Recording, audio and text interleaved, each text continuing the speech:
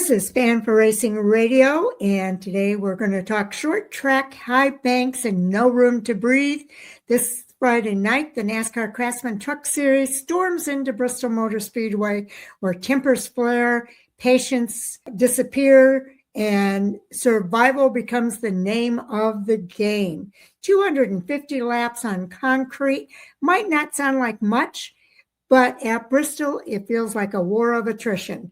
One mistake, one bad restart, one wrong move in traffic, and your night is over. So the big question is, who can handle the chaos? The veterans who know how to survive, or the young guns willing to move anyone out of the way?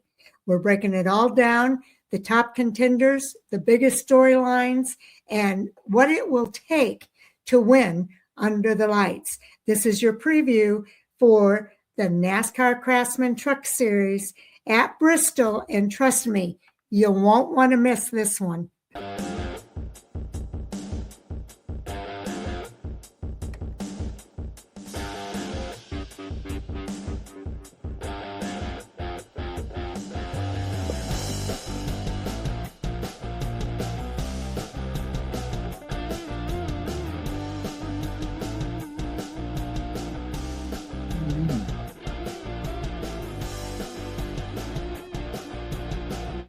Welcome to Fan for Racing Radio, and Jay Hughesman, welcome to the show. Thank you, Sharon. Thank you for the music, and I want to give a shout out to the sponsor of this race at Bristol. You don't want to miss anything at Bristol. I don't care if it's an empty stadium, you just get to visit. You don't want to miss anything at Bristol. But this weekend's Truck Series race, yes, I was Air Force, but they are the Tennessee Army National Guard 250. I love that, honoring our troops. So big shout out for that as well this weekend. Absolutely. Also, just so everybody knows, that the race we're reviewing is that Tennessee Army National Guard 250. Bristol is a 0.533 mile concrete oval. The race is Friday night, April the 10th, 7:30 p.m. Eastern Time on FS1, and radio coverage available on the NASCAR Radio Network, as well as SiriusXM NASCAR Channel 90. The distance is 133.25 miles, 250 laps. Stage 1 is 65 laps, ending on lap 65. Stage 2 is ending on lap 130. And then the final 220 laps, ending on lap 250. So where are you going to watch this weekend? Well, the practice and Continental Pole qualifying is going to be on FS2 on Friday at 3:30 p.m. Eastern Time. The race then later on that night, again at 7:30 p.m. Eastern Time. Well, I got news. Unfortunately, somebody is going to miss the race at Bristol, because there is 37 drivers and teams for 36 spots. Corey Heim going for that Triple Truck Challenge number 3 win in the number 1. Luke Baldwin is in the number 2. And we got more Cup drivers. Ricky Stenhouse in the number 4. The number 5, it says TBA on our list, but I'm pretty sure that is Chase Briscoe in that truck.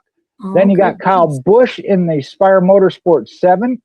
Carson Ferguson in the number 25 Ram free agent truck. Ross Chastain in the 45 for Nice Motorsports.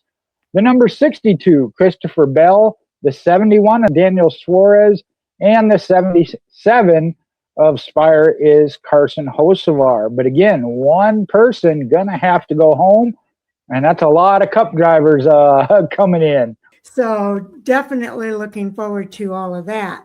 So now what we're going to show you next is our notes for today. And so you can follow along with us. This is actually the 31st race at Bristol. Again, the breaks come at lap 65, lap 130, and again at lap 250. Okay, tires for Bristol. Everybody's going to get 4 sets for the weekend. 1 set they can use for practice, 1 for qualifying and to start the race, and 2 sticker sets for the race. This is going to be the 4th 250 lap race at Bristol. Both truck races in 25 were 250 laps. In 26, is the third season to have 2 Bristol races. They also had 2 races in 24 and 25. And Bristol is the first of 6 short track races this year, and the only short track race until July. So after this, we're done with the short track. Bristol, at least for a little while, yep. At least for a little while. Bristol is the first track this season that the trucks will return to in the chase. So Bristol and Charlotte is another track that will return to during the chase.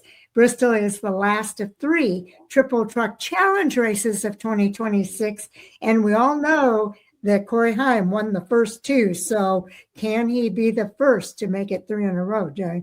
We'll have to wait and see. I think his odds have gone down, and that's taken nothing away from him. That has to do with, I believe, it's a total of 7 Cup drivers that have entered. So, but now here's the thing with that, Jay. They don't have to win to get the Triple Truck Challenge bonus. They just have to be the highest. You know, that is true. You're right. To win that, he wouldn't necessarily have to win the race, and the Cup Series drivers wouldn't be eligible. So that's a valid point. I hadn't thought about that. Now, When we look at Bristol race trends, I would just say mayhem, but look at some proven statistical trends. The Stage 2 winner at Bristol hasn't won since 2019. That has been 8 races. Last fall's Bristol race had the longest green flag run to end a truck race in track history. They went 109 laps to finish it off. That's amazing, actually. Now, the Bristol winner has only stopped 1 time in 5 of the last 6 Bristol races. Lane Riggs won last September, changing tires 3 times, first after a lap 1 spin and then on both stage breaks. The driver who led the most laps won 3 of the last 4 Bristol races after failing to win in the previous 6. And 4 drivers have won the last 3 Bristol races after going winless in the 9 previous. And Bristol has not gone to overtime since 2017. That's been 10 races. That is tied for the 3rd longest streak among active tracks. There are some amazing trends there that I would not have believed even if Bob Pockris had told me. I think it all ties into the new surface, the new configuration of Bristol since they did that. I think that's what's making the difference. Most of them are good things. I know some of it adds excitement, but we've seen some good racing there. We have indeed. Now, the most races at a track since the last overtime finish, and these are active tracks. New Hampshire had a streak of 14. Their last overtime was in July 20th of 2002. That's pretty amazing. Miami, Homestead, Miami, they're on a streak of 11. Their last overtime was November 15th of 2013. And then Bristol is at 10. They're tied with Pocono at 10. Bristol's their last overtime was August 16th of 2017. And then Pocono's last overtime was August 1st of 2015. The last one on the list here is Nashville. They're on a streak of 9. Their last was August 1st of 2009. It is surprising to see 3 short tracks up there like that. That's what surprises me. Now, we see that drivers have a tendency to be able to dominate particular tracks. So when we look at tracks with the most stage sweeps, winning stage 1 and stage 2, Martinsville, and this no surprise here, we're talking 2 of the short tracks. Martinsville has 8 sweeps, and then 5 of them went on to win. Kansas, 7 sweeps, with 4 of them going on to win. Bristol, there's been 6 sweeps of the stages, but only 1 winner. And then Las Vegas, same thing, 6 sweeps, but only 2 winners. So those are some kind of odd stats there with that. But We've talked about that. You run up front, you don't know how to adjust your car for that final run, and everybody else catches up. Now, when we look at events with the most speeding penalties in 2025, this is just 2025. The April Bristol race had 12. That is at the top of the list. Rockingham had 11, as did North Wilkesboro. Talladega had 10. And believe it, man, so many things I'm just not believing when I read these. Atlanta only had 8. All right, let's talk about the season storylines going into Bristol. Last lap drama. 3 of the first 5 races of 2026 had a last lap pass for the win. That's the most within the first 5 races of any Truck Series season. And Caden Honeycutt becomes the 5th driver to be passed for the win on the final lap twice in a single season, at Daytona and again at Rockingham. No driver has been passed 3 times. He's kind of taken that Mr. Runner-Up, and to have it on the last lap makes it even worse. It does. And it gives us something to watch for this week at Bristol. And with talking about that, I mentioned 2026, 3 times that there were passes for the win on the last lap, as was there in 2025. But 2025's was total. We already have 3 here in 2026. 2024, there was only 1. There were 3 in 2023. 5 in 2022, and then 3 in 21 and 20, and 1 in 2019. So the high is 5, and we're already at 3 for this year. That bodes well for the excitement of the rest of the season. It makes you excited for the rest of this season, for sure. Now, the fewest DNFs through 5 races. 25, we had 22 DNFs, 22 and 26 already. So we're pretty much tied with last year. After 5 races. In 1995, there were 26. In 24, there were 27. And in 1998, there were 28. It makes you wonder. I hope we don't meet that 1998 number. Now, the most different drivers to make a start in the first 5 races of the season. So in 21, there were 72 different drivers to make a start in the first 5 races of the season. 2010, that number was 69, dropped to 68 this year, and then 67 in 2003 and 65 in 2014. And some interesting stats there. And this one, unfortunately, took a hit last weekend following the DQ, but Chandler Smith is the only driver to complete every lap in the first 5 races of 2026. Again, he was disqualified, though, following Rockingham last weekend for failing post-race inspection based on the rear height requirements. But his consistency for racing is still there. Unfortunately, didn't get credit for the finish. It dropped him down in the point standings as well. Yes, it did. Corey Heim's historic Triple Truck Challenge opportunity. He has the chance to be the first driver in the Triple Truck Challenge history eligible to win $500 in bonus money by winning the first 2 races. He won $50,000 in the first race. He won $100,000 last week. And then if he wins again at Bristol, he's going to win another $350,000 for a total $500,000 bonus check. So that's pretty exciting to see if he's going to be the first driver to win all 3 Triple Truck Challenge winners. I know we've had one other driver win 2, and that was Sheldon Creed, but he's got a chance to make it 3. He became the second driver to win 2 of 3 Triple Truck Challenge events. I've just said it, joining Sheldon Creed, who won races 1 and 3. Okay, so it wasn't back-to-back for Sheldon in 2020 to win $150,000 bonus. He also won at Darlington on March 20th and Rockingham on April 3rd, earning $150,000 so far. He must win at Bristol to claim that additional $350,000 bonus, $500,000 in total prize money. He did win at Bristol in September of 2023. The big question is, can he do it again on Friday night? And I'm going to cover these eligibility rules and add to it a little bit. First, I thought that was an incorrect starting statement because I was like, no, Sheldon Creed had a shot at it. But again, he didn't because he ran races 1 and 3. So he never actually had a shot at the 500,000 total. But all Truck Series drivers who are earning points are eligible.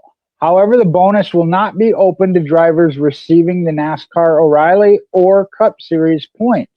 So the winner of each race receives $50,000 bonus, and then it features the 3 races. This year it was Darlington, Rockingham, and now Bristol.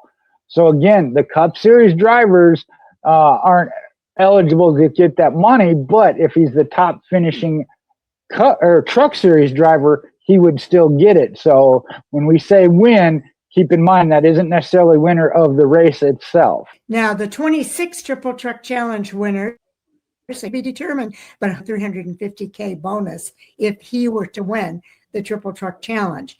Doesn't have to win the race again, but if he is the highest of the points-paying drivers, then he will earn that. Now, if somebody else wins it, if somebody else is ahead of him that is a points-paying driver, they're only going to get $50K. Corey Haim's the only driver that's eligible for $350K. In 25, Daniel Hemrick won the first race at Martinsville and got the $50K bonus. Chandler Smith did win at Bristol. He won only $50K because it was one race. And also one race winner was Tyler Ankrum at Rockingham, and he also got the $50K. So it increases the more races you win. And we'll look at 2024 and 2023 here on this next line. Again, there were 3 different winners, so they each got $50K. In 2024, it was Nick Sanchez at Charlotte, Corey Haim at Gateway, and Christian Eckes at Nashville. In 2023, same races, Charlotte, Gateway, and Nashville. Ben Rhodes got 50, Grant Infinger, and Carson Hocevar. Okay, and when you look at the next line here for the Triple Truck Challenge winners, again, $50K for all 3 in 22. Corey Haim at Gateway, Ryan Preece at Nashville, and Parker Kligerman at Mid-Ohio. Then in 21, it was 3 different drivers, once again, all earning $50K. Sheldon Creed at Darlington, Todd Gilliland at Coda, and John Hunter Nemechek at Charlotte. In the first 2 years, the final 2 will cover here, it was the first 2 years. 2020, here it was where Sheldon Creed did get 2, just not sequential. So he got $50,000 for the Daytona Road Course. Then Zane Smith got 50 at Dover, and Sheldon Creed got the 100 at Gateway, but wasn't eligible for the big bonus of $350. In 2019, that was the inaugural year. Greg Biffle got it at Texas. And I think the rules were a little bit different then, but Brett Moffitt got it at Iowa and Ross Chastain at Gateway. Corey Haim's dominance and record-setting performance. He became the youngest driver to reach 25 Truck Series wins, and he's now 5th in all-time wins. He needs 3 more wins to tie him for 3rd all-time at 28 with Mike Skinner and Jack Sprague. That's pretty good company. He swept the stages at Rockingham, his truck record sweep of 13. So that's a record. He became the first driver in any series to score 76 maximum points in a race in 2026 at Rockingham. He swept both stages and set the fastest lap and won the race, giving him 76, the max number of points. The win at Rockingham gave Toyota their 250 Truck Series win, and attempting to win 3 straight races for the second time in his career. He also went for 3 August of 2025 at Watkins Glen, Richmond, and then Darlington. So can he do it again? And here's one of the I say most impressive. He's got so many impressive stats, but most consecutive Truck Series starts with leading at least 1 lap. And he's on an active streak of 29 races, which started all the way back in November of 2024 at Phoenix. Kyle Busch held the record at 28, running from Homestead in November of 2012 through Charlotte of 2016 in May. Kyle Busch had the previous record at 19, going from Pocono in July of 2018 to Martinsville in April of 2022. And then you got Mike Skinner at 19, as well as Christian Eckes. Skinner's ran from October of 2006 to Nashville in August of 2007. Christian Eckes, a little more recent. I said he was at 19. It's Kyle Busch and Mike Skinner that were tied at 19. Christian Eckes is at 18. And his ran from November of 23 at Phoenix until Milwaukee in August of 2024. All right, now let's take a look at the drivers with the most stage sweeps. Corey Heim at the top of the list. He has 13 sweeps, and 12 of those resulted in wins. That's amazing. Kyle Busch had 12 sweeps, but only 10 wins out of those 12. Still impressive. Sheldon Creed, 5 sweeps with 2 wins. Ty Majeski, 5 sweeps with 3 wins. And Christian Eckes has 5 sweeps, and 4 of those were wins. So that's impressive. John Hunter Nemechek had 4, as well as Zane Smith. For John Hunter Nemechek, he had 2 wins out of the 4. And Zane Smith, out of his 4 sweeps, had 4 wins. That's really impressive. Well, you would think more of them would be, but we talk about that. If you run good up front for the majority of the race, but then don't get the finish. Zane Smith, the only one there to be perfect of sweep and win. But 12 out of 13 ain't a bad percentage either. No, it is not. And you mentioned Corey Heim being a young driver to reach 25 wins. He is the youngest. By doing so at Bristol, how can that be at Bristol? Yeah, should have been Rockingham. Yeah. The track should say Rockingham there on the 3rd of April. He was 23 years old, 8 months and 29 days, almost 2 years younger than Kyle Busch, who did it at Phoenix in February of 2011. Then you look at the jump there. We'll go to 40 years old for Ron Hornaday Jr. Did it at Evergreen in April of 1999. Jack Sprague, when he hit 25, was 40 years, 10 months, and 2 days. Did that at Texas in 05. And Mike Skinner was the oldest at 51 years, 2 months, and 23 days. Did it in September of 08 at Las Vegas. Again, when the series first started, we saw a lot of older drivers in the series. It became a young training ground, or, working your way through. That's why we see some of these new drivers. But there's only 2 that are in their 20s, and then 3 that are 40 or higher. And I do think there is a big youth movement still coming in NASCAR. That's true as well. Okay, comparing Corey Heim to top drivers on the all-time wins and starts to reach milestone wins. Let's start with Kyle Busch. He had 181 starts. He had total wins of 68.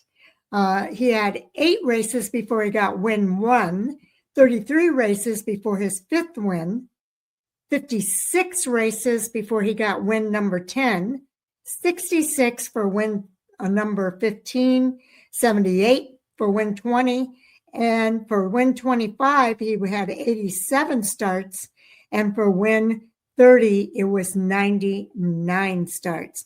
That's pretty amazing. Ron Hornaday had 360 starts total. He had 51 wins, and I'm just going to go across the board. It's 1, 5, 10, 15, 20, 25, and 30 starts. So win 1 came with 2 starts, win 5 and 14, win 10 and 38, win 15 in 58, and win 20 and 79, and win 25 and 100, win 30 in 181. So we won't go to win 30 beyond this, because these other 3 drivers only have less than 30 wins. So for Mike Skinner, it was 231 starts and 28 total wins. He got his first win in his first start. Then win number 5 and 10 starts, win 10 and 26, win 15 and 39, win 20 and 131, win 25 and 173.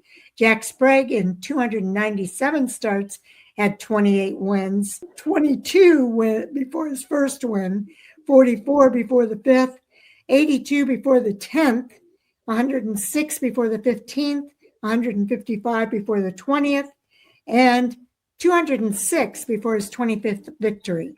For Corey Heim, and this is incredible, he has 92 starts, he has 25 wins, 5 starts for his first, 38 for his fifth, 55 for his 10th, 75 for his 15th, 85 for his 20th, and for his 25th win, it took him 92 starts. Well, again, it's relative because Corey Himes is in such a shorter time period. True.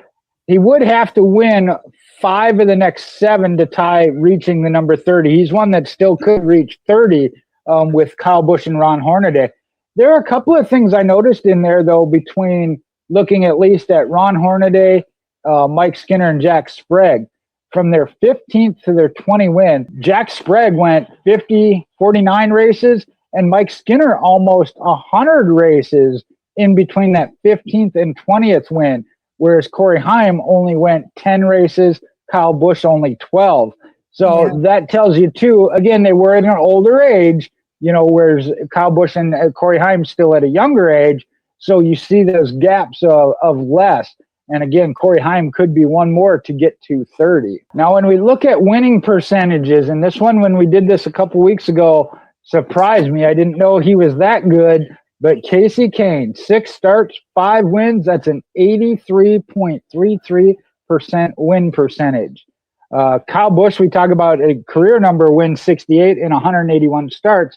Still very solid at 37.5. That's better than 1 out of 3. Martin Truex and Terry Labonte both exactly at 33.33%, 1 out of 3. Tony Stewart, 2 out of 7, gives him a 28.57. Mark Martin, and I didn't realize Mark Martin had this many starts. 25 starts, had 7 wins, puts him at 28%. Then Corey Heim right now at a 27.17%, 25 out of his 92 starts. And still at better than 1 out of 4, William Byron, 8 out of 31, 25.81. Kyle Larson right below a quarter of the way, 23.53. He's got 4 wins in 17 starts. Okay, now let's take a look at some more stats here for Corey Heim. It's Corey Heim versus the regulars since the start of 25. So this is all of 25 and where we are so far in 26. The regulars have 12 wins. Corey Heim has 14. The regulars at 16 truck poles. Corey Heim has 7, but still, compared to everybody else, that's impressive. Laps led. The rest of the field has led 2273 to Heim's 1839 by himself. Stage wins. The rest of the field has 31. He has 26 by himself. And total drivers, so you're comparing Corey Heim to 49 other drivers in those stats. That's amazing. On the right side, it says Corey Heim's first 5 races of 25 versus 26. Fewer starts, similar results. So in 25, he started all 5 races. 26, he's only started 3. He had 2 poles last year, no poles this year. He had 2 wins last year. He had 2 wins this year in fewer races. He had 3 top 5s last year in 5 races, 3 and 3 in 26. 4 top 10s out of 5 races in 25, 3 out of 3 for 26. Laps led, 278 in 5 races last year, 212 in just 3 races this year. Stage wins, 4 in 5 races, 3 in 3 races for 26. And his average finish is at 6.8 over 5 races, 2.3 over 3 races. Yeah, the only thing he doesn't have there is the poles. It was 2 instead of 0, but everything else he was the same or better in even just 3 starts. Yes, and he's tied at the top of the point standings right now. And with that, of talking about Toyota getting their 250th win, breaking it down by driver, Kyle Busch again leading that with 56 of them under the Toyota banner. Corey Heim, 24. I don't know where his one non-Toyota win came from, but Todd Bodine contributed 22. Johnny Benson Jr. with 14 of them. Matt Crafton with 12, as was Mike Skinner. And then Timothy Peters threw 10 up of his own. Now, drivers to win 3 straight truck races on multiple occasions. Kyle Busch did it 3 times. The first one came between April of 2011 at Nashville to May of 2011 at Charlotte. He had 3. Then from Kansas of May 2014 to Dover in May of 2014, 3. Then his last one, and most recent one, was February 2019 at Atlanta to March 2019 at Texas, when he had 4 straight wins. He is the only driver with 4 straight wins on this list. Mike Skinner had 3 on 2 different occasions, and Ron Hornaday Jr. had 3 on 1 occasion, but he actually went to 5 from June of 2009 to August of 2009, and he had 5 straight wins. That's going to be hard to beat. And this would be the second time. If Corey Heim were to get 3, this would put him on that list with doing it twice. But now we got to switch when we talk about Bristol dominance, and that is Front Row Motorsports. They have won the last 3 Bristol races, twice with Lane Riggs, both in the fall races, and then once with Chandler Smith, who won last April. Lane Riggs with the 2 and Chandler Smith with 2 are the only repeat winners at Bristol in the last 14 races. And they've won 4 of the last 6 short track races. So again, we're looking at history with Corey Heim and the Triple Truck Challenge and the streak and everything else, but they got to go through Front Row Motorsports. Yeah, yes. And they've got the cup drivers in. I don't know how many cup drivers we've had in the past, but they're going to have to go through some cup drivers this week. Oh, without a doubt. Hopefully they don't go through them. Hopefully they go around them, but they got to contend with them for sure. Thank you for that clarification. Now, wins by organizations in the last 23 races. Tricon Garage has 13 with winning drivers. Corey Heim has 12, and Gio Ruggiero is at 1. Front Row Motorsports has 6, 2 winning drivers, Riggs with 4, Smith with 2, then Spire Motorsports with 3 different drivers, Kyle Busch, Rajah Caruth, and Carson Hocevar. Halmar Friesen with 1 driver, and that would be none other than Stuart Friesen. And when we look at consecutive truck races won by a team at one track, that is South Point Orleans Racing. They had a streak of 4 going from at Texas from June of 02 to October of 03. Kyle Busch Motorsports has a streak of 4 3 different times. One at Phoenix from February of 11 to November of 14, and then 2 different ones at Pocono. The first one was from August of 2015 to July of 2018, and then they did it again in June of 2020 to July of 2023. Kyle Busch Motorsports is now Spire Motorsports for the most part. Okay, next we're going to look at Kyle Busch's legacy. He has 5 truck wins at Bristol. That's the most among entered drivers, and he is entered this week. He had 22 total wins at Bristol across all 3 of NASCAR series. He has 8 in Cup, 9 in Xfinity, and 5 Truck Series wins. Pretty impressive for one guy. It is, and when we look at his track history in the trucks, again, 12 starts, 4 poles, and 5 wins. 8 of those 12 were top 5s, 9 of them top 10s, led a total of laps of 649, picked up 4 stage wins, and a 7.4 average finish. Now, here's an interesting thing, and I thought about this earlier of comparing the two. When Heim and Busch have raced against each other 16 times here in the Truck Series. Corey Heim and Kyle Busch both have gone head-to-head 16 times. Better finishes, that goes a slight advantage to Kyle Busch, 9-7. The wins, Kyle Busch 6-3. The better finishes in the last 5, though, has been 3 for Corey Heim versus only 2 for Kyle Busch. The last 10 races, though, they're back to even, 5-5. Better finishes at Bristol, 1 for Kyle Busch, none for Corey Heim. But just short track wins, there it's Corey Heim with 1, Kyle Busch none. And then better finishes on all short tracks. Kyle Busch slight advantage 2-1 over Heim. So this weekend will be kind of interesting just to watch those two when comparing them. Yes. Okay, Kyle Busch's Bristol wins across all series. In the Cup Series, we told you he had 8. That's third all-time among active drivers. 9 in the O'Reilly Series, that is the most all-time. And in the Truck Series, it's the most all-time at 5. Total wins, 22 across all 3 series. Busch's last 9 Truck Series Bristol starts, going back to 08, he finished first in 08, 09, and 010.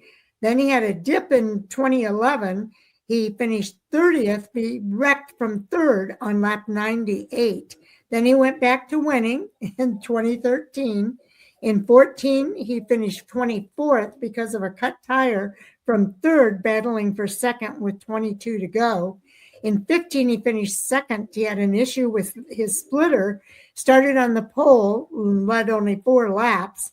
Then he came back to win in 2017, and in 24, he finished 2nd. He led 105 laps, but lost the lead after the 2nd stage. And even on those bad finishes, he was in 3rd at the time of whatever incident happened. So that tells you he was still right there. Now, here's an interesting thing. Kyle Busch's Bristol Cup finish following a Bristol truck win.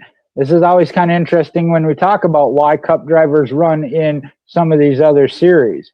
In August of 17, he won the truck race, and then he also won the Cup race. And talking about getting out that broom. I remember that when he did that at Bristol. In 2013, August of 2013, there it wasn't as good. He finished 11th in the Cup race after winning the truck race. In August of 10, he came back and swept again, first and first. In 09 as well, first and first. 08 in between, going back a year, there it wasn't quite as good, first and second. 2013, the only one that didn't really pan out for him. And I will say that's prior to the next gen car too. I think it's harder to do that now. That's a valid point. Valid point. A lot of things we talk about when we're talking about some of these stats is the fact of before and after the next gen car. Now, when we look at Kyle Busch's 2026 truck schedule, Atlanta was his first one. He's had 9 wins at the track, and he got first there in 2026. He's got 5 wins at Bristol. We'll find out how he finishes this weekend. He's also got 6 at Texas, 4 at Dover, 8 at Charlotte, 2 at Nashville. The last 2 will be real interesting. He doesn't have any wins at North Wilkesboro or Richmond and scheduled for starts there this year. So we'll see if we can add a 1 to those columns. We'll see how that works out. Definitely looking forward to watching it. Okay, now short track performance leaders in 2026. First track up on the schedule is Bristol on April 10th. July 18th will be at North Wilkesboro. IRP, Indianapolis Raceway Park on the 24th of July. On the 14th of August, it'll be Richmond. Back to Bristol in September 17th, and then Martinsville, the second Martinsville race, will be October 30th. And next up, we will see the best average finishes and on short tracks last year, and then again all time, Jay. And that's kind of weird. The Cup Series is going through their short track season, if you will, stretch right now, whereas the Truck Series, theirs comes in the fall. So when we look at that best average finish for 2025 of the full-time drivers, Lane Riggs topped that at a 3.86, but not by much over Corey Heim at 4.86. Those two category of their own, if you will, because Tyler Ankrum, third at 8.14, as was Chandler Smith. Ben Rhodes at a 9.71. Then we get into the 10 or higher, Ty Majeski right at 10 flat. Caden Honeycutt, 11.43, and Gio Ruggiero at 12 flat. Best all-time on short tracks with multiple starts. Kyle Larson, a 2.33 over 3 starts. Mark Martin comes in second with a 2.67. He had 6 starts. Tony Stewart, third, 3.75 with 4 starts. Got active driver Lane Riggs right now at a 5.94 over 17 starts. William Byron had 7 starts with an average finish of 6. Then Noah Gregson in 8 starts had a 6.13. Eric Jones, 6.30 over 10 starts. Corey Heim, we see a big number there, 23 short track starts, a 6.35. Sammy Smith, 6.6 over 5. And Kyle Benjamin, 6.67 over 3 starts. So Corey Heim and Lane Riggs up there in the all-time. Okay, now entered short track winners this week include Kyle Busch with his 7 wins. Then you've got Corey Heim with 5. Ty Majeski and Chandler Smith with 4. Christian Eckes, Grant Infinger, and Lane Riggs all have 3. Daniel Hemrick and Carson Hocevar 1 apiece. Then the all-time short track winners. This goes back in history. We're going to hear some different names here. Ron Hornaday Jr. at the top with 22. Mike Skinner at 17. Jack Sprague 13. Dennis Setzer 10. Then we hit Kyle Busch at 7. Timothy Peters with 5, along with Johnny Sauter and Corey Heim, all at 5. Then with 4 wins, you've got Mike Bliss, Kevin Harvick, Ty Majeski, Ted Musgrave, and Chandler Smith. Well, and I think back to that when the Truck Series initially started, it was primarily short tracks with maybe a few mile and a mile and a half. I don't remember how many years in before they started going to the bigger tracks like Daytona and Talladega. That's a good point. Look at the 2025 short track winners. Look at Martinsville in March. It was Corey Heim on the pole, swept the stages, but Daniel Hemrick picked up the win. Then at Bristol, that's the race we're looking at for this weekend, assuming qualifying was canceled or rained out, we had Chandler Smith get the stage 1, Bailey Curry stage 2, but Chandler Smith came back to get the victory. North Wilkesboro in May, again, no pole. Gio Ruggiero got stage 1, Grant Enfinger stage 2, and Chandler Smith the victory. Nice to have your name up there, but you want to be in that last category with Chandler, where Chandler Smith is. Although the ones in the first 2 categories are racking up some points. Well, that's true. That's true. Different system, but they did rack up some points. And you're right, because we're in the chase format now, so it's not as important to be in that race-winning category. IRP in July, there it was Lane Riggs across the board, except for pole, because, again, there was no pole qualifying. In August at Richmond, it was Corey Heim on the pole, but Ty Majeski went in the middle, stage 1 and stage 2, but Heim came back to take the victory. At Bristol, looked good for Jake Garcia. Started on the pole, got stage 1. Corey Heim got stage 2, but then, and this was I consider one of the best races between these two, Lane Riggs came back and got the victory. And then at Martinsville in October, same 2 drivers. Lane Riggs had the pole, but from there, it was all Corey Heim, stage 1, 2, and the win. And that was just last fall. Now, short track organization success. 4 organizations won the last 16 short track races.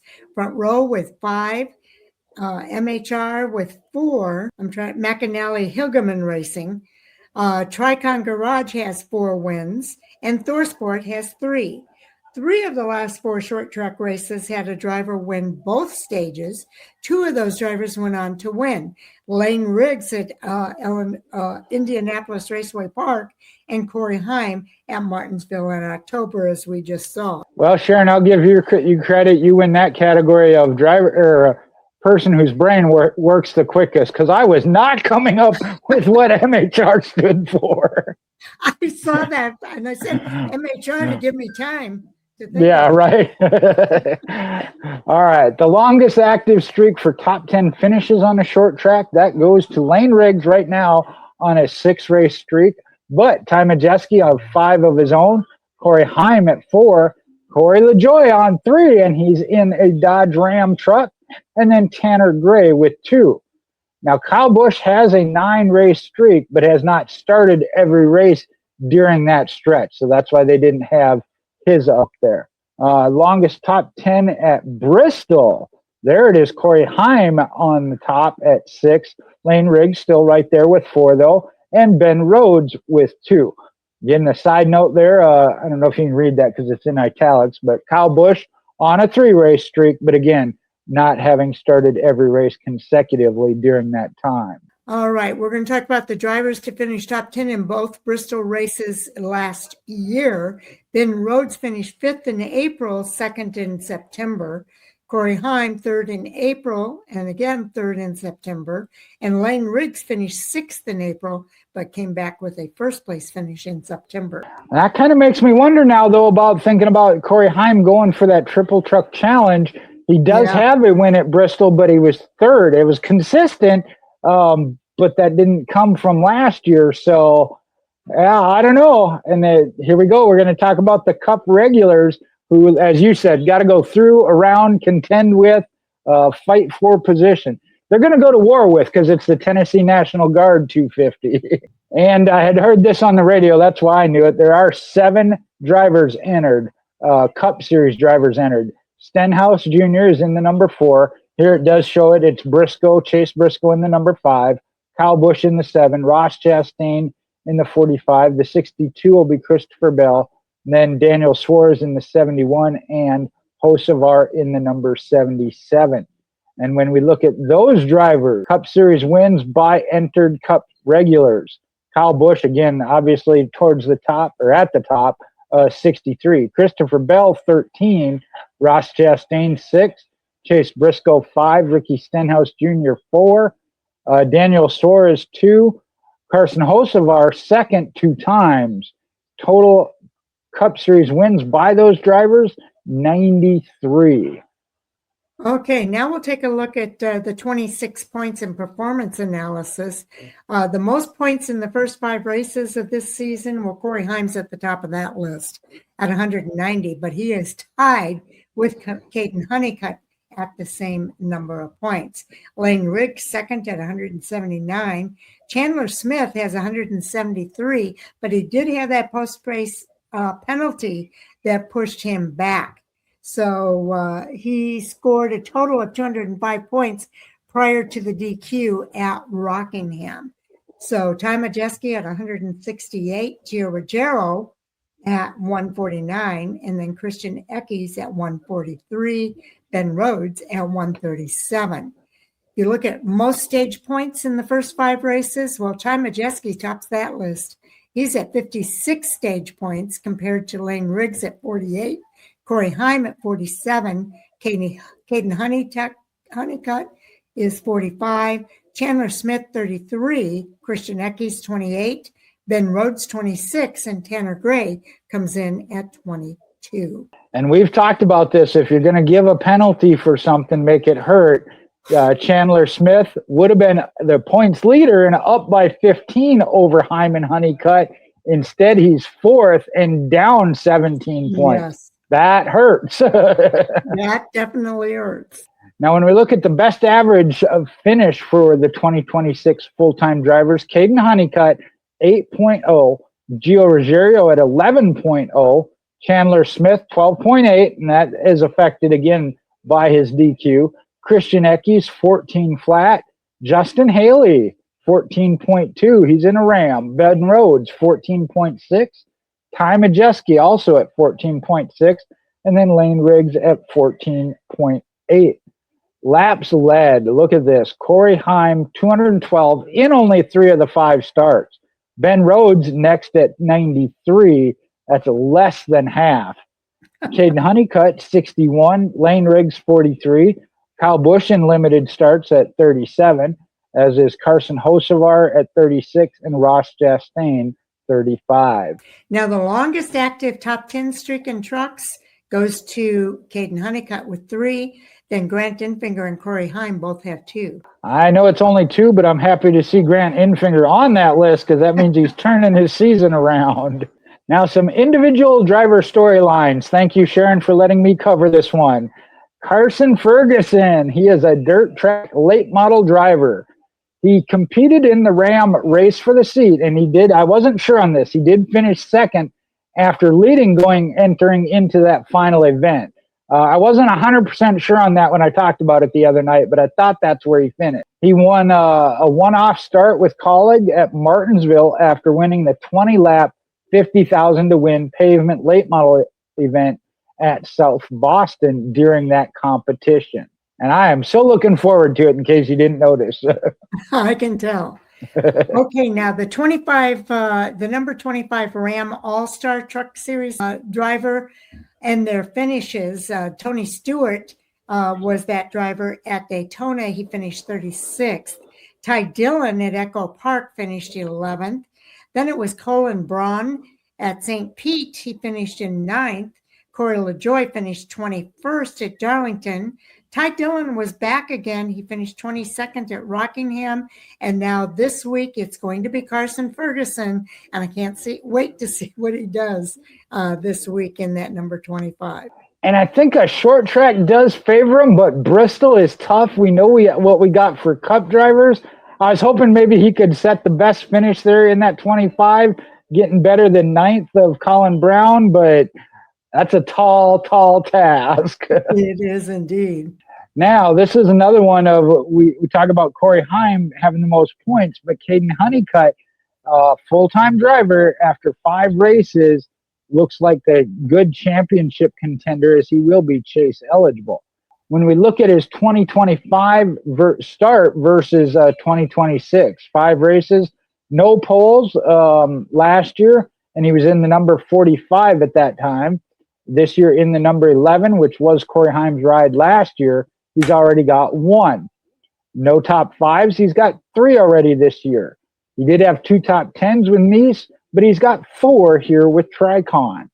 Laps led 20 to 61 this year, and stage points up that as well. 34 in 2025, 45 in these 5 races this year, and that includes 1 stage win versus none. Here's a big jump. Average finish, 17.8 last year, 8.0 this year. And the points position was 11th, is now 2nd. All right. Now, the biggest improvement through 5 races so far in 2026 versus 2025, well, Caden Honeycutt leads the list with that average finish of 8 Jay talked about, compared to 17.8 last year. That's a difference of 9.8. Gio Ruggiero was at 11 in 26 compared to 13.8 last year. That's plus 2.8. And Ben Rhodes plus 1.2 with 15.8 last year. He's up to 14.6 this season. Ben Rhodes' first 3 races of 26 versus the last 2. He has been on a downward trend, which is not good. In the first 3 races, he had 2 top 5s, none in the next 2. In the last 2, he had 2 top 10s with none in the last 2. Stage wins, 1 stage win in the first 3, none in the last 2. His average finish in the first 3 races at 6.3 is now in the last 2 races at 27 even. Laps led, he led 93 laps compared to 0 in the last 2. So Ben Rhodes looking to get that ship turned around as quickly as possible. Well, the good thing is it's Bristol, and we saw how well he did at Bristol last year. That average finish, I didn't realize it was that bad. 27 over the last 2 races. I knew it had been rough, but that's bad. That is pretty sad. And when we look at Ty Majeski, he's been up and down. Daytona, 4th, surged from 16th to 4th in overtime. Atlanta, it was 28th. He bounced off the wall in lap 57 while running 3rd, and then pitted for a flat tire and lost multiple laps. Then, though, at St. Petersburg, 2nd, he went wide in turn 13 while leading at lap 62 and dropped to 6th before recovering for that 2nd place finish. Darlington, the bad side, 31st. He was eliminated in a lap 121 crash, but he was running 6th at the time. Rockingham got another top 10 of 8th, got trapped 1 lap down, though, after pitting from 2nd just before a caution on lap 166, and had to take the wave around to get back up to 8th. Okay, the biggest drop through 5 races, comparing 26 to 25. Daniel Hemrick in 26, he's at 20.2 after being at 8.4 last year. That is a difference of 11.8. That is huge. Ty Majeski is next, and he's just slightly above Chandler Smith. This year he's at 14.6 compared to last year at 7.8. For Chandler Smith, it's a 6.6 difference, being 12.8 this year compared to 6.2 last year. And then again, just a slight difference at 6.4 difference. Jake Garcia, 11.4 last year, is now 17.8. Tyler Ankrum at 6.2, tied with Grant Infinger, also at 6.2. Tyler Ankrum last year was at 10.6 to 16.8 for this season, and Grant Infinger last year at 10.8 dropped to 17 even for this season. So those guys are working. I think Grant Infinger's made some progress on that, as has maybe Chandler Smith. But yeah, that's amazing. Especially those are ones we consider annual championship contenders. So we'll have to see if they can get back to that form here. Now, drivers that have earned their best 2026 finish at Rockingham, which was the last race. Again, this is looking at your full-time drivers. Caden Honeycutt got second. His previous best was fourth at Darlington. Stuart Friesen finished fourth. His previous best was 10th at Daytona. Mentioned Grant Enfinger, fifth, and his previous best was seventh at Darlington. Tyler Ankrum upped his a little bit, sixth versus ninth at Daytona. And Cole Butcher got a 10th, and his best finish, though, prior to that was 14th twice, Daytona and St. Petersburg. And then Dawson Sutton, another one, had a really rough start. Best finish now of 15th. It was 19th from Darlington. Dawson Sutton really had a good run going. And, you know, that 15th place finish was hard fought. Yeah, and it could have maybe been a little bit better, like you said, based on where he was running, but didn't quite get that finish. But still a very solid finish for him in 15th. Yes, indeed. Now, we got a few drivers who have started all 5 races in 2026 without a top 10 finish. And this one, Tanner Gray, kind of surprising. His best is 13th at Darlington. Just mentioned Dawson Sutton, the 15th at Rockingham. Frankie Munoz, 16th at Daytona. Chris Wright, 18th at Atlanta. And Minnie Tyrell. I know he won the ride for the seat in the Ram. His best finish, though, 19th, both at Daytona and Atlanta. Now, team performance analysis. We'll take a look at the teams here.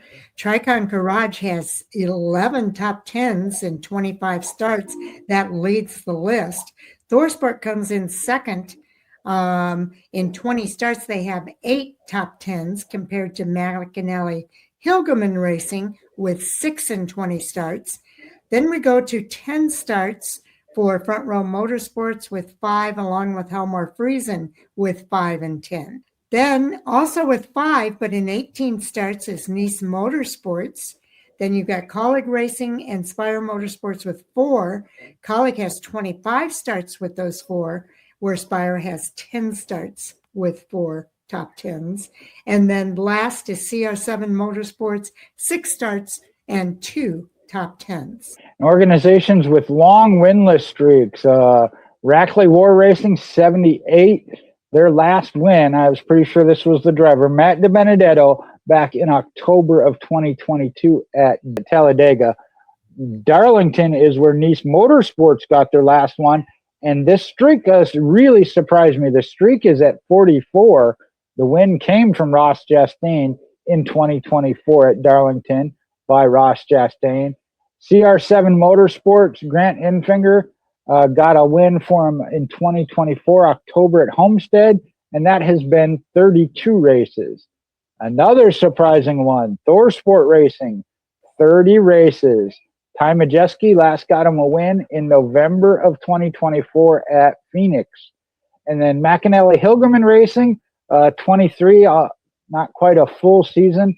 It was April of last year at Rockingham, where Tyler Ankrum picked up that victory. Go ahead and cover the all-time Truck Series driver wins with Kyle Busch at the top of the list with 68. And I'll let you read the list here for the others. But the lowest on the list are Greg Biffle and Ted Musgrave at 17. Corey Heim comes in at 25 as our current active driver. Then we look at all-time Truck Series crew chief wins. Eric Phillips at the top of this list. Scott Zipadelli with 36. Joe Shear Jr., 31. Getting into some old-time drivers here. Rick Wren at 28, along with Rudy Fugle. Dennis Conner with 27, and Mike Hillman Jr. with 23. The most tracks with a Truck Series win. Ron Hornaday has won at 31 different tracks. Mike Skinner and Corey Heim at 21 different tracks. Kyle Busch, 20. Jack Sprague, 18. Greg Biffle and Todd Bodine, along with Dennis Setzer, all tied at 14 different tracks with a win. And that brings us to the end. I will tell you now, Sharon, I'm not picking a winner. With what we went through in our notes, I don't know that you can pick a favorite. Yes, with Corey Heim, momentum. Well, you take one and I'll take the other. I think it's between two drivers, maybe three. I don't even know. You can't count out Lane Riggs. You can't count out, honestly, you can't count out any of the Cup drivers, in my opinion. Well, maybe Stenhouse. He's only this is his second Craftsman Truck Series start. He does have good history at Bristol. Yeah, he does have good history at Bristol and apparently had fun. I think there's 5 to 10 drivers it could be. Ben Rhodes, we saw how consistent he was. Yeah, I really don't know that I could pick one. You know what? I'm going to go against all the odds, honestly. Mr. Consistency takes that title away. I'll go with Caden Honeycutt. I'm going to go dark horse. Good one. I'm going to go with Corey Heim. I think Corey Heim's going to do it, even with all the show me the money drivers in the field. Yeah, he's going for the money. Bonus. So I think he's going to do it. So anything else you want to say before we go to the watch list? No, I might have to take a peek. I haven't done the fantasy thing lately, but take a peek at your odds, because I honestly think this is just an absolutely wide open. I don't see that. I feel that there is a favorite, honestly. Any of these drivers could get knocked out of it before the end of the race. So we'll see. We'll take it as it comes. But I'm taking my stab in the dark with Corey Heim. Okay. Well, this week's watch list, we start on Monday nights, 8:15 p.m. Central Time with Hot Topic Sound Off, where Jay and I review the weekend of racing and discuss the hot topics associated with those series. Then we go to Tuesday with interviews. We put up Sal's interview already. I've got Jay's interview in the bank, and it'll be published sometime this week, probably tomorrow, Jay. All right. And then Wednesday is Race Chat Live Day, where the guys, Chris Crichton, Taz Taylor, and CJ Sports get together. They talk about the top storylines midweek, as well as they take a gander at last week's race and the upcoming race coming up at Bristol. And then Jay and I are putting together the previews for the upcoming week at Bristol Motor Speedway. 4 races this weekend, all 3 series for the NASCAR's platform. And then the ARCA West is racing at Tucson as well, Saturday night. And then Friday, Taz and I get together and we'll be doing a fantasy report. Skipped a week with the week off for the NASCAR Cup Series, but they're back for Bristol, and we'll be here to help you with your fantasy picks for the weekend. And then we start all over again on the other side of the race weekend, Jay. All right. So thank you, everybody, for tuning in. But before we go, I just want to I'm ready for my outro, unless you've got something you want to say, Jay. Not other than Ferguson. Again, top 10 might be asking a lot, but at least a good showing, and I'm just happy to see him out on the track. Okay, go Connor. Okay, now when it comes to Bristol, there's one guarantee, Nothing goes according to plan. It's a track that rewards aggression, but punishes mistakes instantly. And by the end of 250 laps, it's not always the fastest truck in victory lane. It's the one that survived the madness. So keep your eyes on those late race restarts, watch for tempers to boil over, and don't blink, because at Bristol, anything can change in a matter of seconds. Who's your pick to win Friday night? Well, Jay and I have given you ours. You can drop your picks in the comments, and don't forget to like and subscribe and hit the notification bell so you never miss an episode here on Bamford Racing Radio. We'll see you after the race, because if it's Bristol, you know we'll have a lot to talk about. So this is Bamford Racing Radio. We'll see you in the next video. Take care.